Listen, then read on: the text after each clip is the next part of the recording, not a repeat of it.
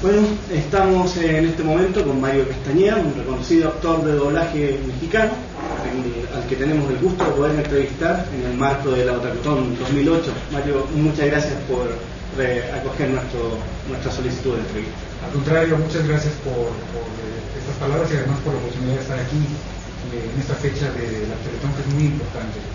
La verdad, muy honrado. ¿Tenías un conocimiento más o menos de qué se trataba esta obra? La Teletón, sí, la Teletón no tiene tanto tiempo, desde hace muchos años sabía que don Francisco la inició, y bueno, a la fecha sigue al frente de esto, ¿no? Y además ha sido inspiración para la Teletón, por ejemplo, de México, que tiene, me parece que 11 o 12 años ya funcionando allá, y ha sido inspirada por la Teletón de aquí de ustedes, de Chile. Correcto. ¿Qué le ha parecido la gran afluencia público que ha tenido Otakutón, y en especial para venir a verlo a ustedes? Oye, pues muy bien, la gente muy cálida, como siempre, la verdad son maravillosos estos fans, y me han tratado muy bien y me tienen muy consentido, la verdad, entonces muy agradecido por todos. Cuéntanos más o menos cuándo partió más o menos en esto de todas, que tengo entendido que fue en Different Stroke y después en Dos Años Maravillosos. Sí, como toda la gente que trabaja en doblaje, empiezas grabando ambientes, papeles muy pequeños, reacciones nada más al principio, y bueno, de ahí vas avanzando y creciendo. Yo estudié actuación en la generación 79-82, entonces desde 83 me acerqué ya de manera profesional al doblaje, y desde entonces a la fecha 25 años trabajando, y empecé ya en una serie con un personaje fijo, con Different Strokes, blanco y negro. El hermano que sí creció, porque uno de ellos era un enano, claro. Norman es enano, pero el Willis, ¿de qué estás hablando, Willis? A ese actor, Todd Bridges, lo doblé hace muchísimos años,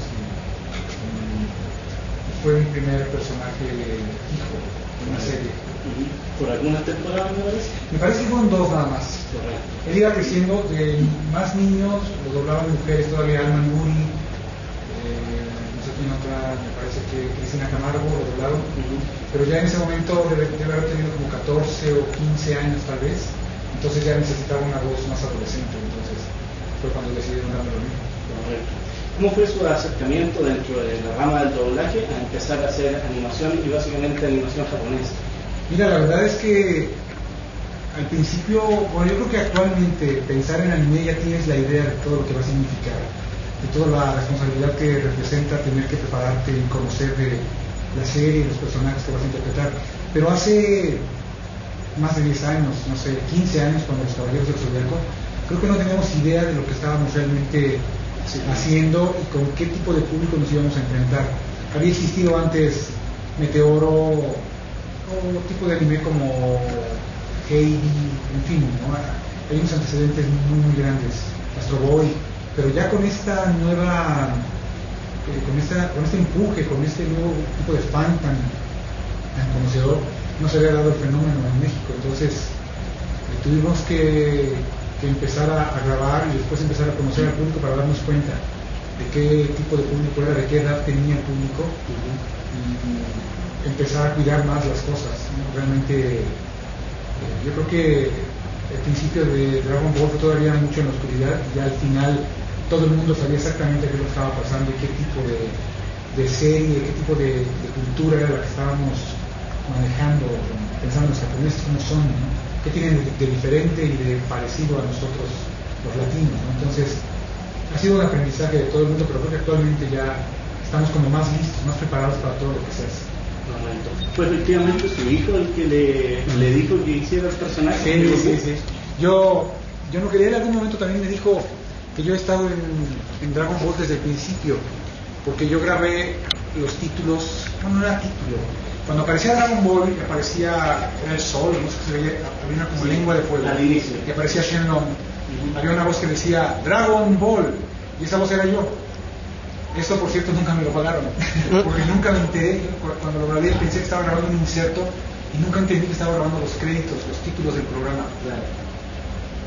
Entonces, bueno, fue el mismo Arturo, mi hijo, quien me dijo que lo hiciera, que no podía decirle que no cuando yo dije que no, porque qué flojera. Es complicado el anime, pero él se emocionó muchísimo y fue él quien después me dijo: tú estás en Dragon Ball desde el principio. Claro. No me di cuenta hasta muchos años después. ¿Cómo tuvo que prepararse vocalmente para poder hacer todos los gritos que implica un personaje de anime? Bueno, digamos que vocalmente ya estaba preparado porque estudias voz y dicción cuando estudias la carrera de actuación, pero sí necesitas pensar, cuando lo estás viendo, la primera vez que vi a Goku, te pones a pensar cómo va a hablar, porque no era un adulto, tampoco era un niño, entonces era un adolescente que en momentos, sobre todo cuando estaba peleando, había momentos en los que se veía muy grande, y de pronto lo dibujaban de una manera que se veía más adolescente, más delgadito. Entonces era estar jugando siempre con cómo lo veo, cómo se me antoja. El doblaje es mucho de imaginarse. Tienes que pensar cómo se te ocurre que está hablando ese personaje que tiene esa imagen. Entonces de ahí es de donde te nutres para buscar y decidir qué voz va a tener, cómo va a sonar. Además de que el personaje japonés lo hace una mujer durante toda la serie. Y además la entonación se mantiene en los diversos momentos del personaje. Sin embargo, usted le da el énfasis cuando es más simpático, más gracioso, o cuando ya tiene que ponerse serio. Claro, yo creo que eso gana en la versión en español latinoamericano, y obviamente pierde ese encanto que tiene, vaya, nada más diferente que el Kameha que yo grito a el Kameha de Japón.